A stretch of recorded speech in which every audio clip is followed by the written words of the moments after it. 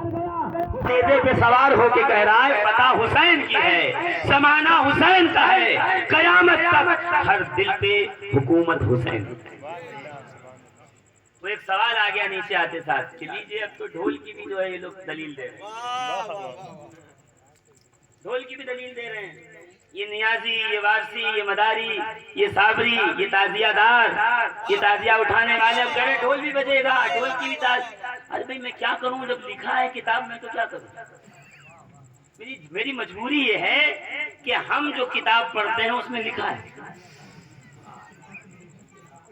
آپ کی مجبوری یہ ہے کہ آپ کو جب پڑھایا جاتا ہے تو اس اندھے کی لاٹھی کی طرح کہ جتنا وہ بتاتی ہے اتنا آپ چلتے ہیں آگے۔ کیا آپ نے بخاری شریف میں باجوں کا ذکر نہیں پڑھا کہ رسول اللہ صلی اللہ علیہ وسلم اپنی زوجہ محترمہ سیدہ عائشہ صدیقہ کو کہتے ہیں کہ فلاں کے یہاں نکاح ہے، کچھ گانے والیوں کو بھیجو دف لے کر کے، کیونکہ انصار کے یہاں دف بجنا لازم ہے۔ کہ سرکار نے یہ نہیں کہا کہ نکاح اور زنا میں فرق یہی ہے، دف کے ساتھ ہو تو نکاح ہوتا ہے، دف کے بغیر ہو تو زنا ہوتا ہے؟ نہیں پڑھا؟ کیا رسول اللہ نے میدان جنگ میں طبل نہیں بجوایا؟ کیا رسول اللہ صلی اللہ تعالیٰ علیہ وسلم نے نقارے نہیں بجوائے؟ کیا سرکار نے ہودی خانی نہیں کروائی؟ کیا صحابہ کرام علیہم الرضوان نے روم کے میدان میں، پرشیا کے میدان میں، افریقہ کے میدان میں طبل نہیں بجائے؟ بجوائے۔ فرق یہ ہے جو ناچنے کے لیے بجاتا ہے وہ اور ہے، جو فتح کے لیے بجاتا ہے وہ اور ہے۔ نہیں، وہ مسئلہ یہ ہے کہ سب سے پہلے یزید نے، ابھی تقریر نہیں شروع کی، ایک جملہ آ گیا بیچ میں تو میں نے کہا اس کو کہتا چلا جاؤں، کہ سب سے پہلے یزید نے بجایا، سب سے پہلے یزید کے ہاں بجا۔ تو کس نے منع کیا نہیں بجا؟ ایک آدمی لاؤ جو منع کرے کہ یزید کیا نہیں بجا، بجا، مگر کب تک بجا؟ جب تک یزید کو یہ غلط فہمی تھی کہ میں جیت گیا۔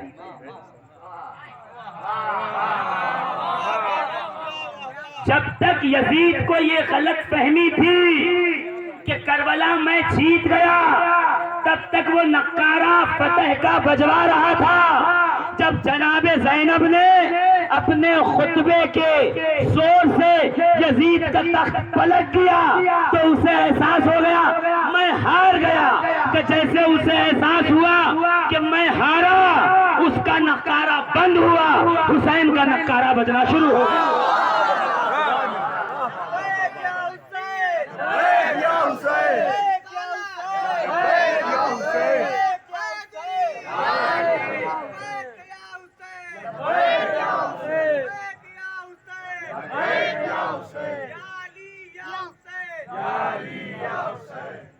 بھائی لیجئے، سب سے پہلے کربلا کے بعد جھنڈا بھی یزیدیوں نے اٹھایا، سواری بھی یزیدیوں نے کی۔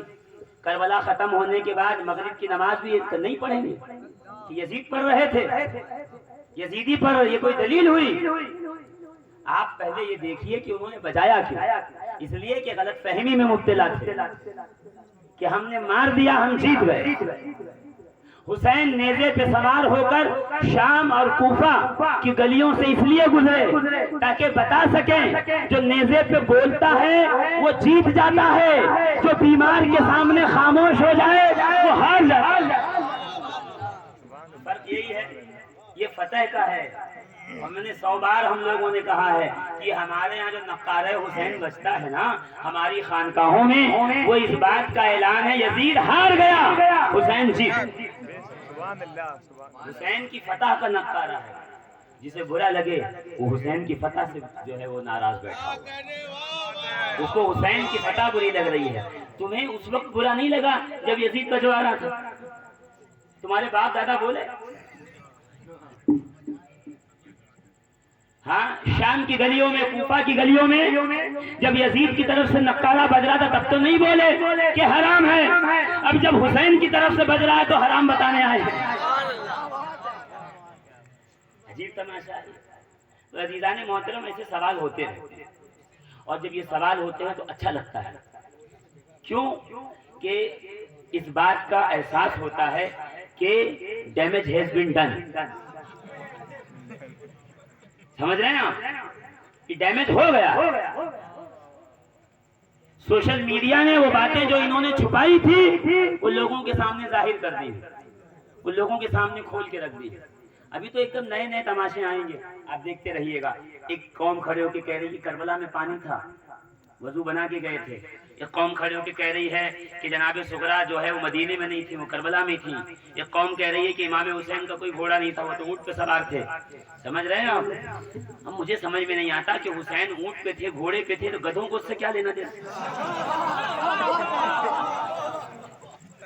भाई हुसैन घोड़े पे थे, ऊंट पे थे, पैदल पे थे, गधों से का उससे क्या लेना देना कि गधे नाराज हो रहे हैं कि भाई देखो हुसैन काय पे थे? हुसैन की मर्जी जहां रहे।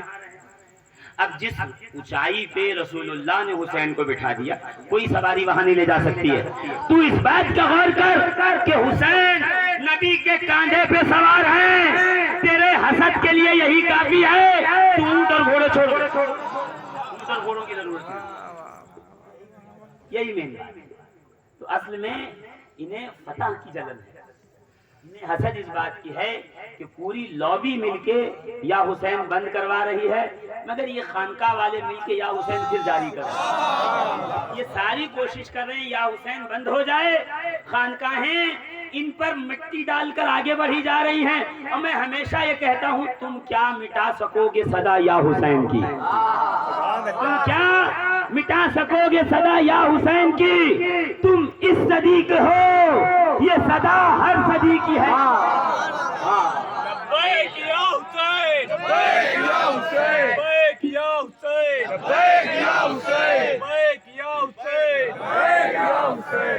जरा जितने लोग हैं उतना नारा नहीं लग रहा। लब्बैक या हुसैन, लब्बैक या हुसैन, लब्बैक या हुसैन।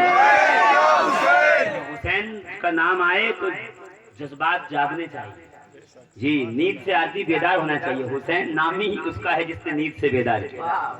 तो हम तो बहुत पुराने लोग हैं, हमारी तारीख कोई क्या ढूंढे, हमारी तारीख कोई क्या तलाश करे। 4,500 साल पहले, 4,500 साल पहले, तकरीर सुनिए इस नए मोड़ पे। आज से 4,500 साल पहले एक मुल्क था, उसका नाम था बाबल।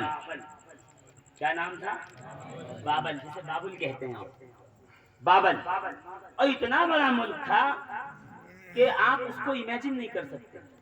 उर्दुन, शाम, लीबिया, ये सब उसके छोटे छोटे तहसीलें थी और जिले।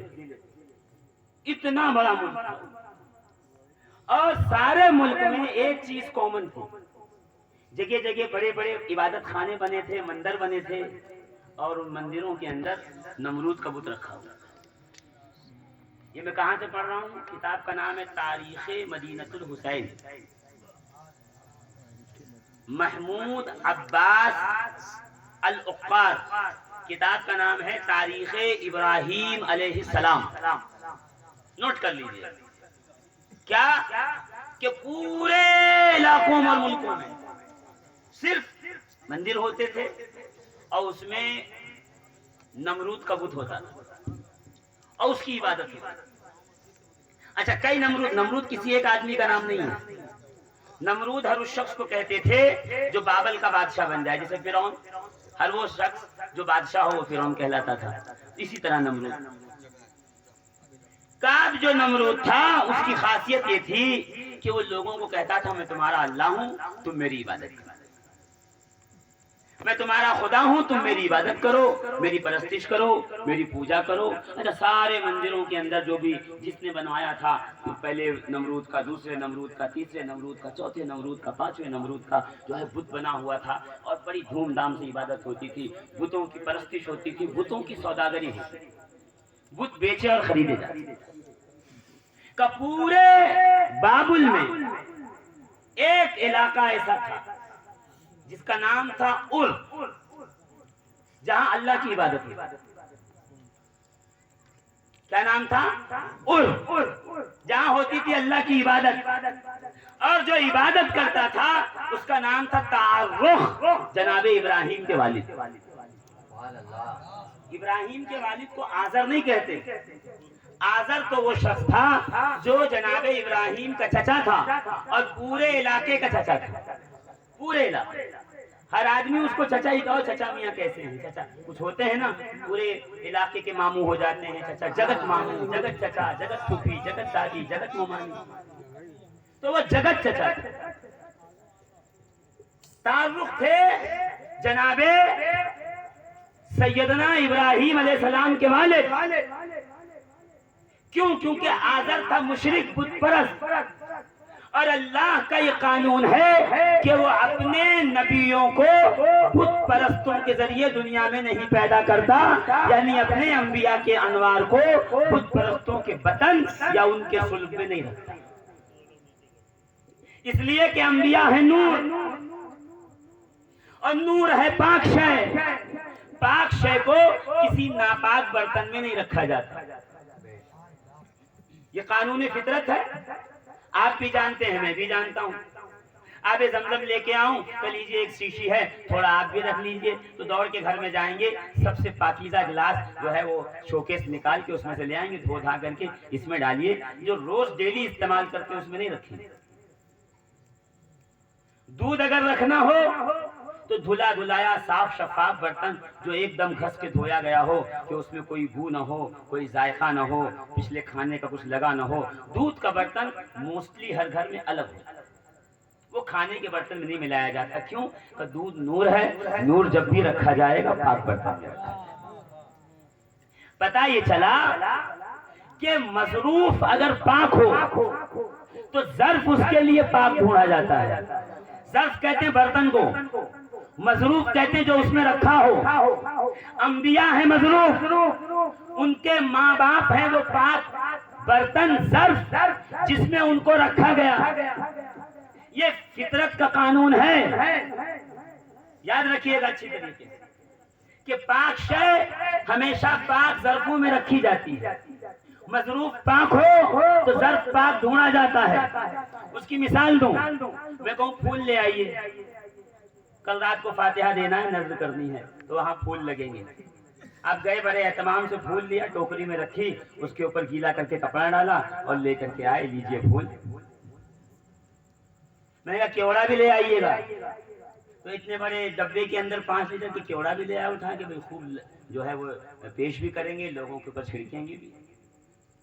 कहा अच्छा वो गुलाब का अतर भी ले आइएगा। कहा जैसे गुलाब का अतर कहूँगा तो फिर वो डब्बा नहीं लाएंगे आप क्या करेंगे?